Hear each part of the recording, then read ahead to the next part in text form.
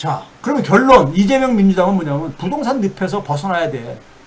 벗어나는 것은 선택이 아니라 이게 필수가 돼버려서 생존하기 위해서 부동산 공화국과 결별해야 되는 거예요. 이거 못하면요 윤석열보다 더 괴물이 나옵니다. 더 괴물이 나와. 그러면 이재명 민주당은 역사의 죄인이 됩니다. 역사의 죄인이 돼. 우리가 노무현 정권 그 끝날 때 그 당시 일부 정치인들이 뭐라고 했습니까요? 네? 자기들 그러니까는 그런 얘기는 좀 거친 용어니까 제가 그 사람들이 얘기한 거지만 옮기지 않겠습니다. 자, 이게 국민 1인당 실질 부동산 자산이 이렇게 증가한 거야. 이거 봐보세요. 이 기울기를 봐보세요. 기울기를 보면 앞에 파란색으로 한 데가 이때가 노무현 정권 때고 저 뒤에 부분에 있는 파란색인 데가 이게 저 문재인 때. 그 전에 그러니까는 빨간색으로 있는 게 박근혜 때도 좀 기울기가 가파르죠. 근데 문재인 때는 더 가파르지잖아. 이 기울기가 증가 속도거든요. 증가 속도. 네? 증가 속도예요. 이게 지금 뭐냐면요. 지금 우리 수출 환경은 굉장히 불확실성이 높잖아요. 경제는 경제 성장을 시켜야 된다며. 경제 성장을 시키려면 내수하고 수출로 나누잖아요. 수출로요. 근데 수출 환경은 굉장히 불확실하잖아요. 트럼프가 완전히 저렇게, 예? 세계를 그러니까 완전히 불확실 속에다가 지금 등 떠밀고 있잖아요. 그럼 내수를 강화할 수밖에 없어요. 내수의 기초는 가계소득이란 말이에요. 가계소비이기 때문에. 가계소득 강화를 실패하게 되면요. 당연히 그러면 관료들은 어떻게 하는지 아세요? 경제 성장률 끌어올리는 방법은 가장 익숙한 거 있잖아요. 부동산 부양, 건설 경기 부양, 이거예요. 이겁니다. 이걸 지난 수십 년 동안에 했거든요. 반복했거든. 네? 부동산 건설 부양하면요, 재벌들도 좋아하고 금융자본들도 좋아해. 네? 재벌들은 다 저 건설회사들 한두 개 이상은 다 갖고 있잖아요. 그리고 금융회사들은 다 부동산 담보대출로 돈 벌잖아요. 네? 이게 이제 그러니까 이재명 정부가 그러다 보니까는 네? 6월달에 서울 중심으로 해가지고 과열되니까는 바로 칼 빼는 거 아닙니까? 잘하신 거야. 그러니까 위기 관리에서 적어도 지금 7월달까지는요 사실은 인수위 기간이야. 인수위 기간이 6개월이거든, 아니 2개월이거든, 60일이거든요. 네? 인수위 기간이야 지금 여전히 사실은. 네? 이 인수위 기간은 정식으로 그러니까 뭐 전임 정부로부터 인수 받고 뭐 이렇게 이거 준비하는 이거 이제 새로운 국정 운영을 어떻게 할 것인가 이런 거에 계획을 짜는 기간이란 말이에요. 근데 지금 위기 상황인 거야. 위기 상황. 그러니까 근데 위기 상황에서는 뭡니까? 위기를 잘 관리를 해야지. 네? 파국으로 발전하지 않도록 관리를 해야 되는 거고요. 그리고 그 위기를 기회로 기회로 전환시켜야 되는 거죠. 이게 국정 운영의 실력의 문제인 거죠. 네? 실력의 문제인데 제가 뭐랬습니까? 올해 4분기, 빠르면 4분기, 내년부터 가계소득이 다시 그러니까는 이게 네? 가계소득이 강화하지 않으면은 다시 그러니까 부동산 부양 유혹 가능성이 또 온다. 네? 이거 뻔한 거예요. 이건 예측이 아주 쉬운 거야. 자, 첫 번째 상황을 봐봅시다. 가계 부동산 자산을 보게 되면요. 최근에 2021년도에 우리나라 가계의 부동산 자산이요. 한 가계당 4억 1,383만 원입니다. 그러니까 여기에는 그러니까 자기 집이 있는 사람, 없는 사람 뭐 다 포함해서 뭐 상가라는 부동산도 포함해서 해야 되는 겁니다. 가계들이 가지고 있는 부동산 자산의 가계 평균, 물론 문재인 정권 정점 때 4억 1,383만 원 정점을 찍었어요. 2021년도에. 그게 쭉 떨어져가지고 지금 4억 397만 원까지. 이거는 물가 배달을 고려하지 않은 겁니다. 이것도 기울기를 보게 되면 문재인 때 제일 많이 증가했고, 그 다음에 이제 우리가 보게 되면 노무현 때랑 박근혜 때가 이렇게 많이 증가하잖아요. 기울기를 보게 되면요. 예? 그런데 이 줄어든 게 이게 처음이 아닙니다. 외환위기 때도 줄어들었어. 외환위기 때. 외환위기 직전에 1억 200만 원 정도 됐었습니다. 가게당. 부동산 자산이. 그 외환위기 딱 터지면서 얼마까지 떨어졌느냐? 최저 얼마까지 떨어졌냐? 1억 40만 원. 그리고 얼마입니까? 한 160만 원 줄어든 거야, 이 당시에는. 근데 지금은 한 1000만 원 정도가 줄어든 거예요. 물가 상승 고려 안 한 겁니다.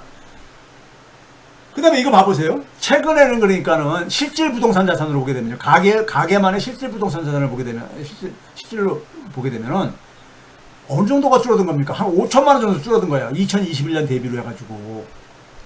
이게 2021년도부터 22년, 23년, 24년 계속 줄어들고 있는 거예요.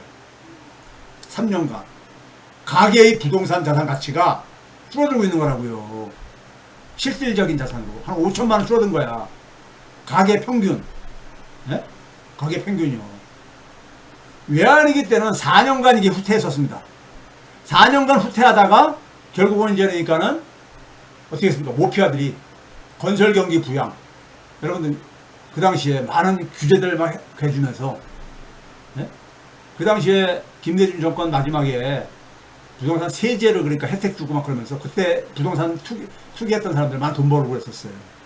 금융위기 때는 이게 7년간 후퇴하죠. 7년간 후퇴합니다. 미국의 저게 터진 게 부동산, 위기였었잖아요. 서브프라임 모기 사태였었잖아요. 한국에도 그래가지고. 당시에 저축은행 사태가 터지고 그랬었죠, 우리나라에. 저축은행 사태가. 2011년도에요. 근데 그 당시에도 7년간 후퇴하면서도 한 1000만 원 정도뿐이 안 줄어들었어. 근데 이번에는 5천만 원이 줄어들었다. 3년 동안에 5천만 원이나 줄어들었어요. 이거 제가 볼 때는 더 줄어들어가는 추세로 갈 수밖에 없습니다. 투기만 방지하면 계속 떨어질 거예요. 그래서 제가 뭐냐면 부동산과 이별할 시간 얘기하기 바로 겁니다. 자, 문재인 정권에서 주택만 보게 되면 집이요. 부동산 자산에는 상가도 있는 거거든요. 상가 같은 것도 있는 거야. 그러니까 상업용 건물들도요. 근데 주택만 보게 되면 국내 전체적으로 물가 상승을 고려하지 않았을 때 노무현 문재인 때 4,452조 원이 증가했습니다. 소위 말해서 집값이 증가한 건데 이명박 박근혜 때 1,471조 원이니까는 참 얼마나 그합니까? 예? 문재인 정권에서만 3,246조 원이 증가했어요. 예? 문재인 정권에서만. 예? 그러니까 이명박 박근혜 때보다도 2배가 넘는 규모죠. 2배가 넘는 규모야. 그리고 나서 윤석열 때는 이게 더 줄어들어 버렸으니까. 저 끝에 보게 되면 7,244조에서 7,158조로 예? 한 100조 정도 줄어들었잖아요. 그러니까 문재인 정권에서 엄청나게 오른 거예요. 엄청나게 오른 거야. 이거 실질 가치로 봐도 마찬가지입니다. 실질 가치로 봐도 더 많이 줄어들었죠. 문재인 정권에서 주택 실질 자산 가치 증가율을 봐보세요. 증가율을 보게 되면은 이게 파란색이 그러니까는 이게 지금 문재인 민주당 때고 나머지 2008년도부터니까 다 지금 국힘당 저거죠. 이명박 때랑 그 다음에 박근혜 때랑 윤석열 때 이거잖아요. 연 증가율로 보더라도 문재인 때는 최소 6.3에서 높을 때는 9.7%까지 증가한 거야. 예? 근데 박근혜 때는 이거보다 높았을 때가 2016년 막 빚내서 집사라 해가지고 막 끌어올렸을 때 그때 6.7%를 마지막으로 고점을 찍었죠. 고점을 찍은 거야. 근데 문재인 때는 봐보세요. 쫙, 예? 7, 8, 9, 10% 가까이까지 증가하잖아요. 예? 그게 윤석열 들어가서 쭉 미끄러지고 있는 거고요. 그러니까 민주당 정권에서 가계의 주택 가치가요. 노무현 문재인 10년 동안에 1063조 원이 증가했는데, 예? 이게 이명박 박근혜 윤석열 12년 동안에 906조 원 증가한 거를 추월하니까. 예? 그러니까 민주당이니까 부동산에 대해서는 그거 뭡니까요? 트라우마가 있을 수밖에 없어요. 근데 본인들이 그러니까는 어떻게 보면 무능했거나, 예? 좀 변명하자면 무능했거나 제대로 관리 못한 거야. 어찌됐든 간에 예? 모피아한테 휘둘리거나 예? 실질 가치로 보더라도 노무현 문제 때는 956조, 이명박 박근혜 윤석열 때는 491조, 2배가 넘잖아. 2배가 넘잖아. 예? 민주당에 대해서 부동산 저주가 형성된 이유가 지금까지 쭉 보면 보이지 않아요? 연평균 1년에 주택가치의 증가액 명목이니까 물가 수준을 고려 안 한 거죠. 문재인 때 650조에 가까워. 압도적이잖아. 압도적. 그 다음에 노무현 때 240조. 압도적이잖아. 노무현 때랑 박근혜랑 좀 비슷하, 문재인 때는 압도적이잖아요. 연평균입니다. 1년의 평균. 그러니까 이건 4년, 5년이 게 아니라. 자, 이거 봐보세요. 주택 가격이 전국 주택 가격, 평균 주택 가격입니다. 아파트, 그러니까 빌라, 이런 거 다 연립주택 합해 다 저기 됩니다. 개인주택 이런 거 평균 가치예요. 전국 주택 평균 가치를 보게 되면은, 2000년경에 1억 원이 안 됐습니다. 9,163만 원. 1억 원이 넘은 게 2002년도부터입니다. 김대중 정권 마지막 해인 2002년도에. 그러고 나서 노무현 정권 끝날 때까지 한 1억 8,300만 원으로 한 거의 뭡니까? 8천만 원 가깝게 증가하죠. 8천만 원 가깝게 증가해요. 그러다가 박근혜 때 좀 이게 많이 증가했었고요. 박근혜 때도 많이 증가하고, 그 다음에 문재인 때 또 압도적으로 많이 증가하죠. 문재인 때. 평균 주택 가격이 1억 그러니까 5천만 원 정도 증가하잖아요. 1억 5천만 원. 그러고 나서 윤석열 때 줄어들기 시작하고 있는 겁니다. 그러니까 이때가 뭐냐면 대개가 김대중 때는 빚내서 집 사기에 출발점이었습니다. 출발점이죠. 제가 여러 번 얘기했잖아요. 모피아들이 그러니까 빚내서 소비하게 해요. 그게 카드 사태를 만들고 빚내서 집 사라고 해요. 그러니까 인위적 건설 경기 부양, 인위적 부동산 부양을 했잖아요.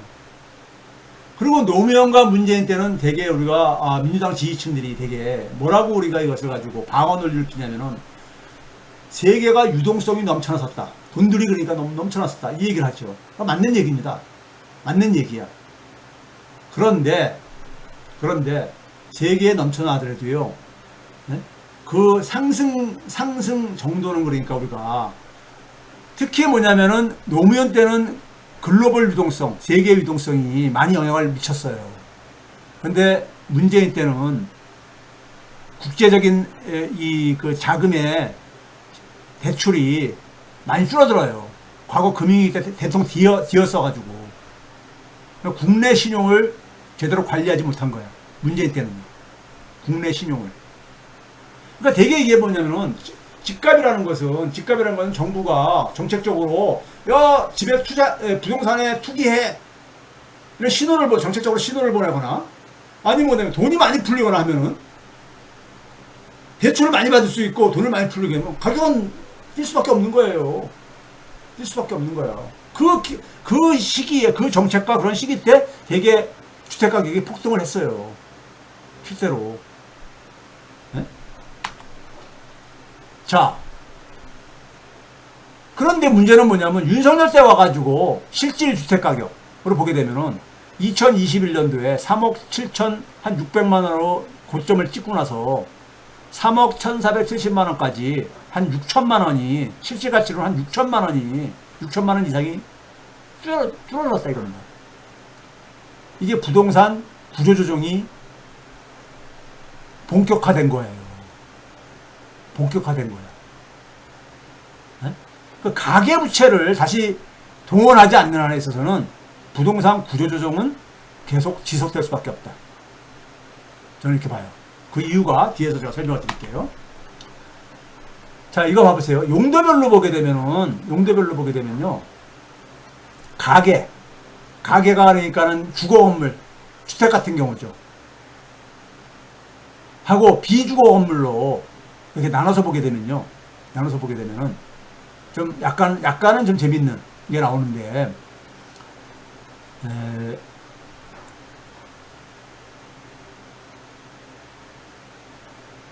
왼쪽은 그러니까 가게만이고 오른쪽은 한국 전체에 대한 것이고요. 그런데 보게 되면은 주거 건물, 가계 주거 건물의 상승률은 국가 전체적으로나 가계의 주택이나 굉장히 높죠. 상승률이 굉장히 높죠. 연평균 증가율이. 네? 경제 성장률하고 비교하면 굉장히 높은 거잖아요. 비주거 건물은 되게 뭡니까요? 상업용 건물이잖아. 상업용 건물들이요. 상가라든가 이런 것들이요. 그걸 보게 되면 가게들은 자기 주택보다도 훨씬 더 증가율이 낮습니다. 네? 가치 증가율이요. 근데 전체를 보게 되면은 전체 주거 건물이나 상업용 건물이나 비슷해요. 증가율이요. 그 얘기는 뭡니까? 전체는 뭐가 추가가 되어 있는 겁니다. 기업들. 그 되게 우리가 부동산 경기가요, 꺼지기 시작하면은 되게 어디서부터 시작하냐면요. 출발점은 어디서부터 하냐면은 기업들이 가지고 있는 상업용 부동산. 이거부터 그러니까 먼저 돈을 현금화하기 시작합니다. 기업들이, 예를 들면 부동산은 현금화하기가 굉장히 오래 걸릴 수밖에 없는 거잖아요. 어려워지잖아요. 그러니까 기업들이 빨리 정보가 더 많으니까 기업들이 먼저 상업용 건물들을 먼저 처분합니다. 네? 그게 이제 그러니까 확산되기 시작하는 거예요. 이런 식으로요. 근데 가게는 그러니까 그런 점에서 정보가 좀 제한됐다 보니까는 상업용 건물에선 주거 건물보다 재미를 덜 본 거죠. 네? 이게 보이는 거고요. 자, 지금 제가 이 전체 데이터를 정리를 해드리는 겁니다. 가계의, 그러니까는 최근에 상업용 부동산 침체의 배경이 그대로 보여요. 가계의, 그러니까 비주거용 건물의 실질 자산 가치 추이를 보게 되면은 2021년하고 2022년하고 거의 비슷하죠. 그러니까 2021년 때 거의 정점을 찍고 나서 정치하고 있다가 이렇게 가다가 2023년도부터 상가들 이런 것들이 그러니까는 이제 공실률을 막 증가하고 이러면서 이게 그대로 보여지죠. 그렇죠? 상업용 건물들이 상가 이런 것들을 중심으로 해서 이런 것들이 가치가 줄어들고 있죠. 침체 배경이 보여지고 있죠. 실제 수치에서도요. 자, 그 다음에 주택 가치를 결정하는 요인들. 되게 뭡니까요? 돈이 얼마나 풀렸냐. 이거고요. 그 다음에 경제가 얼마나 성장하냐. 경제가 성장하면은 사람들이 보다 넓은 집으로, 네? 집이 없는 사람도 집을 사고, 그래서 집을 늘려가고 그러잖아요. 그렇죠? 그러니까 경제 성장도 요인입니다. 장기적으로는요. 네? 그렇죠? 그 다음에 뭐냐면 우리가 인구 같은 걸 얘기를 하죠. 근데 인구의 우리가 가장 중요한 건 우리가 저는 세대라고 봅니다. 주거하고 생계를 같이 하는 사람들이 세대잖아요. 네? 세대로 봤을 때, 딱 봤을 때, 자, 봐보세요. 이명박 박근혜 때하고 문재인 때 윤석열 때 딱 보게 되면요. 돈의 증가율을 보게 되면, 연평균 증가율을 보게 되면, 이명박 박근혜 때는 6%씩 증가했어요. 근데 문재인 때는 6.6%씩이요. 문재인 때가 조금 높죠. 윤석열 때는 이게 다 줄어든 거고, 주담대는 거기에, 그러니까는, 2차적인 요인이라고 봐요. 왜냐면, 주택담보대출로 안 받아도 돈을 동원할 수 있는 방법은 여러 가지가 있거든요. 근데 경제 성장률을 보게 되면은 문재인 때는 굉장히 낮았어요. 박근혜 때보다 낮아져요. 그 얘기는 결국 뭡니까? 문재인 때 돈은 많이 풀렸는데 경제 성장은 안 됐어. 그 얘기는 뭐예요? 화폐 유통 속도가 돈이 그러니까 얼마나 실물 경제에 유입이 되느냐, 순환시키느냐, 돈이 얼마나 잘 도냐, 이게 이제 화폐 유통 속도잖아요. 이게 제일 많이 떨어지죠. 연평균 변동폭이 매년 2.93%포인트인데 피가 빠졌네요. 포인트 떨어집니다. 왜 그러냐면 성장률은 떨어지고 돈은 많이 풀렸어. 그럼 당연히 어떻게 되겠습니까? 돈이 자산시장, 특히 부동산 자산을 많이 간다는 얘기니까. 그러니까 화폐 유통수가 떨어지죠. 근데 세대의 연평균 증가율을 보게 되면 문재인 때가 가장 높습니다. 문재인 때가. 그러니까 수요도 그러니까는 수요 기반도 갔던 거예요. 돈도 많이 풀리고, 네? 그 주거용 건물 가치가 압도적으로 높잖아요. 이명박 박근혜 때는 3.5% 연, 문재인 때는 7.9%씩 증가해요. 그러니까 되게 주택 부동산에 그러니까 영향을 미치는 핵심적인 요인들이 문재인 때 그 요인들이 되게 주택 가격이 폭등했던 요인들을 대충 뒷받침해주고 있죠. 자, 그 다음에 이거 봐보세요. 이게 뭐냐면은 성장률이 김영삼 때 연평균이 8%입니다. 김대중 때 5.5, 노무현 때 4.7, 이명박 때 3.4, 박근혜 때 3.2, 문재인 때 2.6, 윤석열 때 2.1 쭉 떨어지잖아요. 떨어지는데 이거하고 같이 가는 게 뭐냐면요. 내수입니다. 내수가 쭈쭈쭈 계속 떨어지잖아요. 떨어지죠. 네? 저기 7.7%에서 김영삼 때 했던 게 윤석열 때 1.4%가 떨어졌잖아요. 네? 떨어졌잖아요.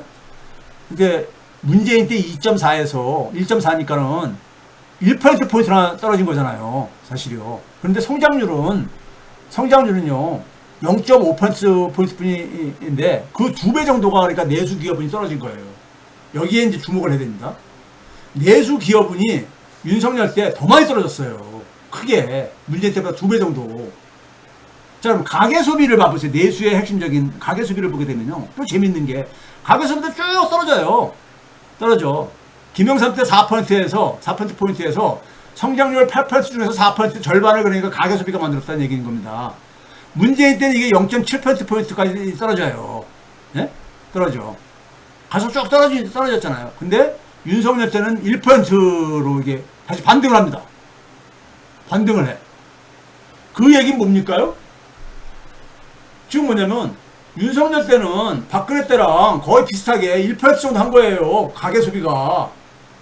그럼 문재인 때가 가장 최악이었었죠. 0.7이니까. 문재인 때 가계가 많이 상처받고 희생을 당했다는 겁니다. 특히 코로나 팬데믹 때. 가계부채가 급증하잖아요. 제가 이거 뉴스공장에서도 여러 번 얘기했었어. 가계를 그러니까 희생을 시키지 말고 정부가 돈을 써야 된다. 이런 얘기 많이 했잖아요. 그러니까 첫 번째는 뭐냐면은 문재인 때 가계가 그러니까는 과도하게 타격을 받았어요. 이게 코로나 요인이긴 하지만은, 예? 그럼에도 불구하고 내수가 그러니까는 윤석열 때 더 많이 떨어진 이유는 뭐냐? 건설 투자입니다. 건설 투자가 마이너스로 곤두박질 쳐요. 윤석열 기간 동안에는 계속해서 마이너스를 기록합니다. 건설 투자가. 그건 왜 그래요? 왜 그렇습니까? 부동산 경기가 앞에서 봤잖아. 우리가 부동산 자산들, 주택 자산들이 가치가 떨어졌잖아요. 이거하고 맞물려 있는 거예요. 상업용 건물 가치가 떨어지고 그랬잖아요. 이거 맞물려 있는 거예요. 우리가 내수는 커다랗게 가계 소비하고 기업 투자로 나눠지게 되고, 기업 투자는 건설 투자하고 설비 투자로 가는데 우리나라는 건설 투자의 비중이 높은 나라라고 제가 얘기를 했잖아요. 건설 투자가 계속 마이너스가 지금 기록되는 중인 겁니다. 건설 투자가. 건설 경기가 굉장히 지금 안 좋다고 그러잖아요. 문재인 때는 가계를 너무 희생시켰어. 가계를 너무 희생시킨 거야. 네? 자, 이거 봐보세요.